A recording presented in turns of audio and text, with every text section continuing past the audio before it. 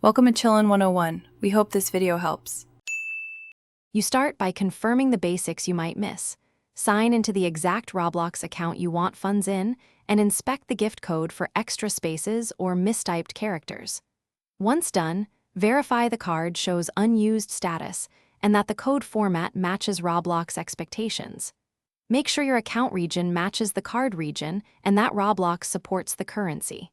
If any detail differs, pause and correct it now before moving to the redeem page to avoid lockouts. You should use a clean session.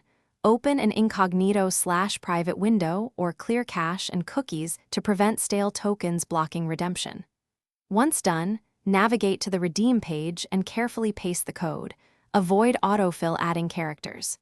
If a CAPTCHA or 2FA appears, complete it to prove human access.